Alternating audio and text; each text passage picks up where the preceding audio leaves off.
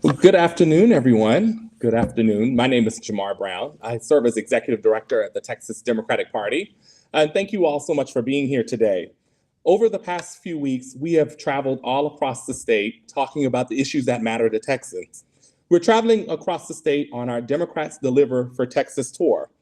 We're on this tour to show how Democrats have delivered all across Texas for communities of color, for veterans, for those seeking abortion access all over the state, and how we will continue to deliver, how we plan on fixing the grid, how we plan on increasing infrastructure for working families across Texas. That's fundamentally important.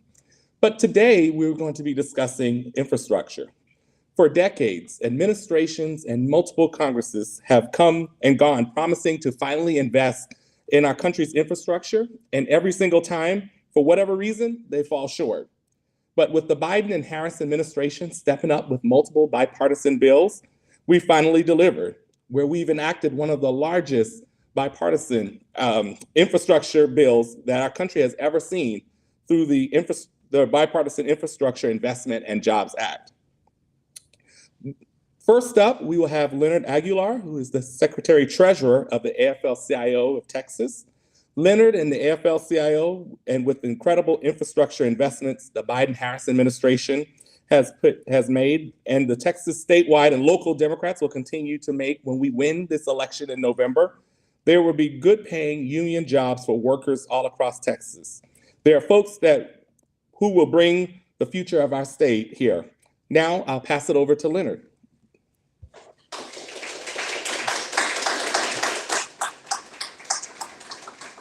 Thank you, Jamar. How's everybody doing? My name is Leonard Aguilad. I'm the Secretary Treasurer of the Texas AFL-CIO, a proud union member, and a member of the Democratic National Committee. First off, I got to thank my family. Without them, wouldn't be able to be here without their support. So on behalf of President Rick Levy, the 240,000 union members across the state of Texas, we want to welcome you to the House of Labor. This is your home anytime we need to do that. Like Jamar said, we want to focus on the Infrastructure Investment Act and the work that the administration has done to focus on jobs and the jobs that are going to come to Texas and how they're going to help people in Texas, here in Austin, out in East Texas, West Texas, all across the great state that we have. They're going to focus on pre-apprenticeship training. They're going to focus on apprenticeship. They're going to focus on just getting people good, sustaining jobs that can support them and their families. This White House has been nothing but a great friend to labor and working people across the state. We appreciate the work that the White House is doing. We are there to support the work that they're doing. And welcome to the Texas AFL-CIO. Thank you.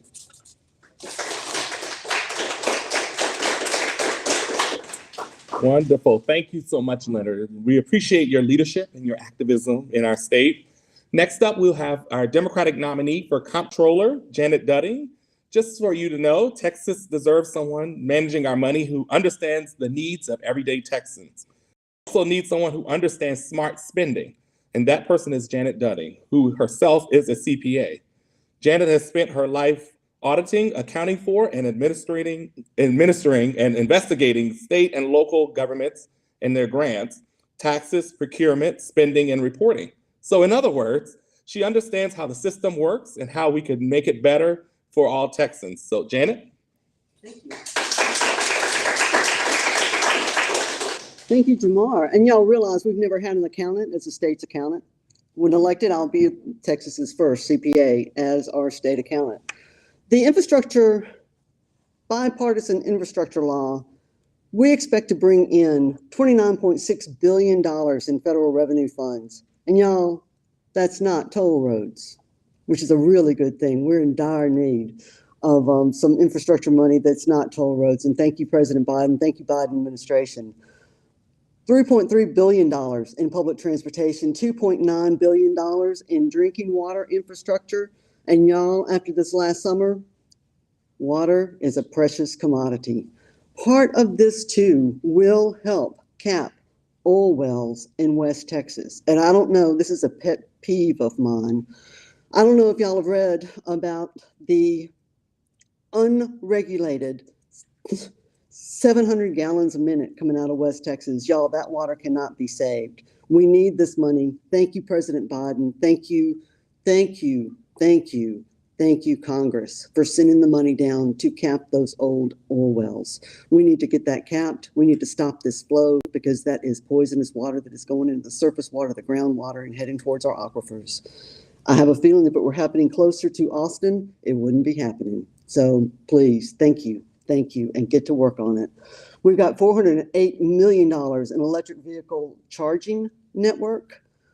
That is a charging station every so often coming up the way. We need to make sure that those are seamless in whether you have a Tesla or don't have a Tesla.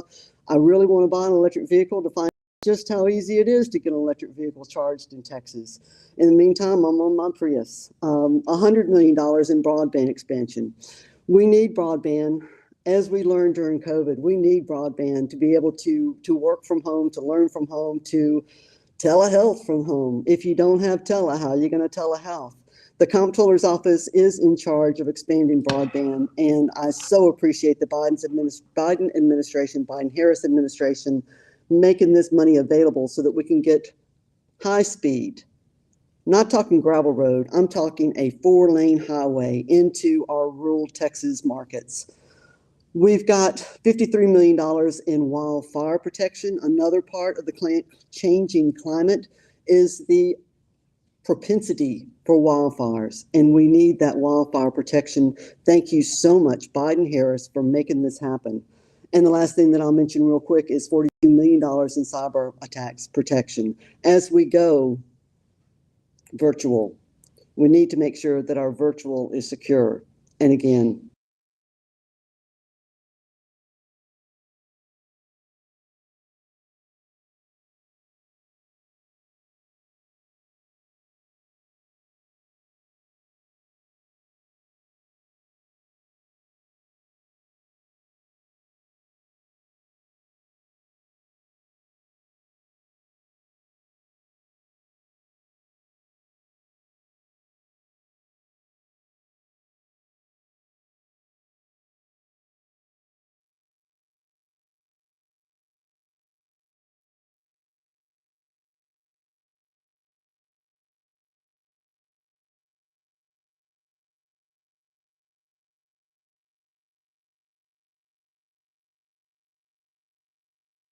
administration. We're so thankful to President Biden, Vice President Harris, and Congress, and especially our members from Texas for voting on this legislation. Lastly, we will have our mayor, Steve Adler. As probably most of you know, Mayor Adler does not need much of an introduction, but I personally would like to say on behalf of the Texas Democratic Party to thank you so much for your leadership and always fighting for working families here in Austin. Austin has become a prime example for cities and towns across the state and across the country, and especially how we have modernized Austin to increase benefits for businesses and workers in our community. Mayor, if you have a moment, we'd love for you to speak about the infrastructure work happening here in Austin. And so I'll pass the mic to you, Mayor Steve Adler in Austin.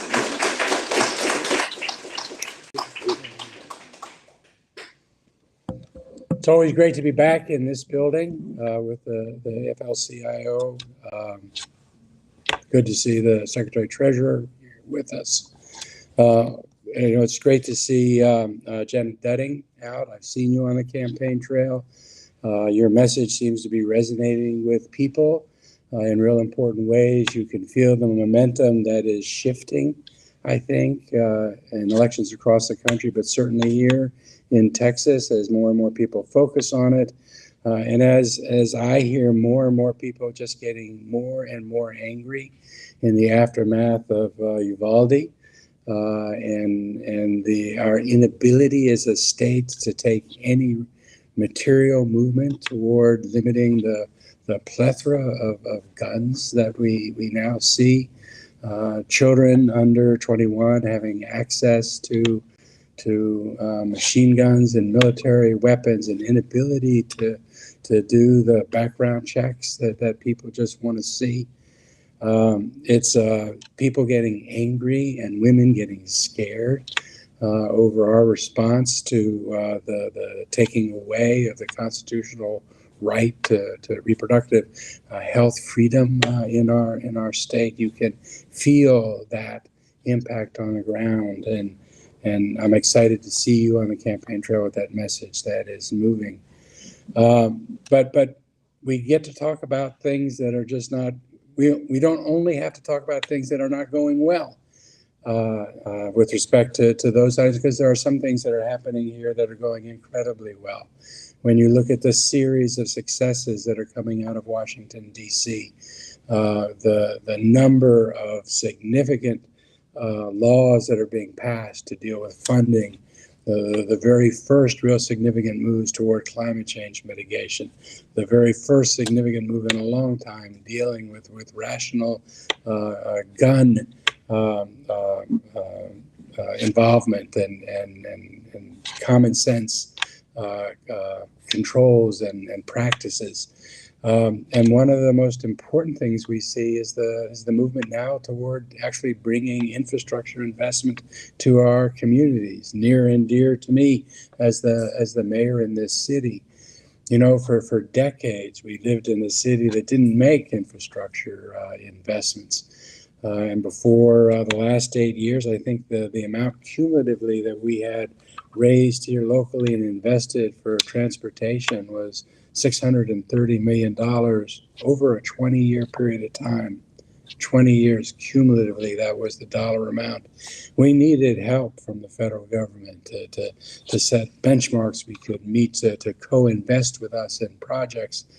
And the truth is, while I didn't vote for him, I was encouraged when our last president announced very early in his term that he was going to actually do something about infrastructure. He talked about a $1 trillion bill.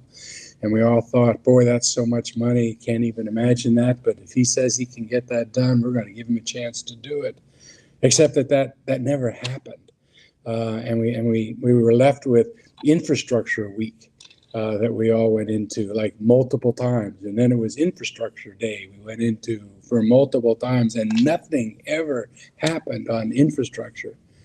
And now we have the Bipartisan Infrastructure Act that actually was passed by Congress and signed by President Biden, bringing $2 trillion, doubling what had been talked about and had been unachievable prior to that point in time, which is going to make a huge and significant difference in communities across the country, including the one that we had. And Janet, you went through a list of all the areas, and quite frankly, so many of those areas are key to us. In our city, we went through COVID, and what we learned going through COVID was that the harm, the risks were not being shared equally in our city.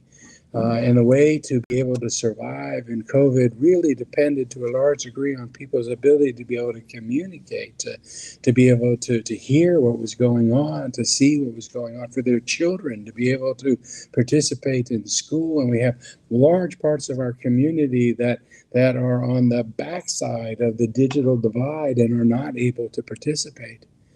You know, there are two lessons as you go into this. You know, one is we need the money to help with broadband work. And finally, the money's there. And when it comes to the state, which it does, it comes to the state. And then the state has large discretion in setting up the plan. Did you know that your state leadership at this point looks like it's sending all of the dollars to rural areas and not to urban areas? Now, I understand there's a need for infrastructure and for broadband dollars being spent in rural areas, and that needs to happen. But we should be looking at the needs that happen all across our state, and to have leadership focusing on just one part of our state, just one part of the needs in our state, just one voice coming from our state, is the way the state leadership has been operating, and that just cannot be allowed to go on. So the Democratic leadership that we have at the federal level is finally delivering on us. But I'll tell you, it sure would be helpful if we had some Democratic leadership in the state to help ensure that when those dollars get here, they get spent equitably. In our city, we're going to cap I-35 and help stitch together east and west side of I-35. And there's dollars for that in President Biden's program. We need that. We've gotten $15 million so far for the airport. It's a $4 billion project. We're going to need a lot more help than that.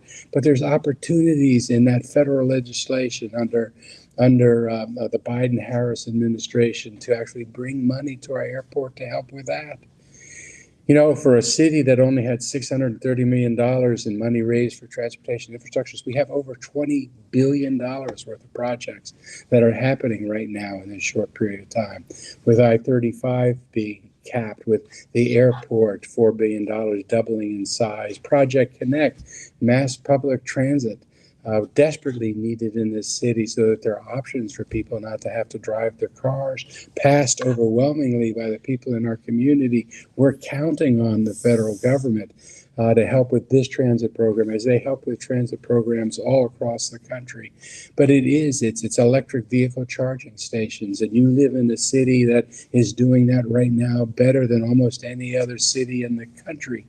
In terms of getting these available and working it into our land development plans, projects, and requirements so that it is available to everybody, not just in their garage at their home, but in the parking lot at their apartment building, so that everybody gets an opportunity to be able to participate.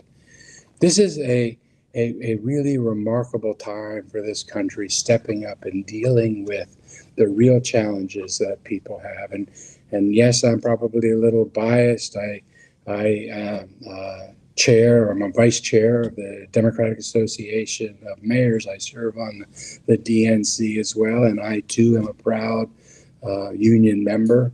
But what we see are actions that are being taken to actually address people's needs, work that's actually getting done, and not a gridlock situation. And it's going to mean real changes to us on the ground in our city.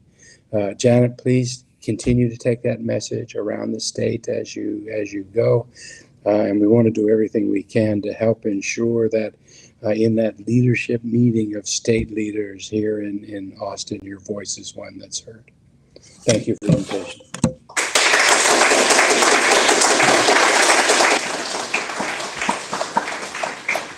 Well, Leonard, Janet, Mayor Adler, thank you so much for being here. Thank you for your leadership. Thank you for your advocacy in continuing to talk about not only what needs to be done, what has actually been done, and how we can continue to improve on what has been done to impact Texans and families across our state.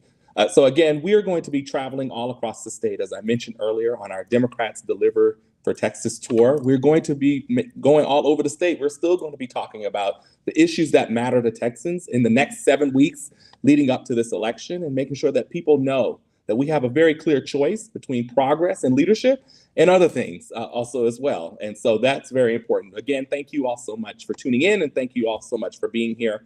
And we look forward to seeing you on the trail. Thank you so much.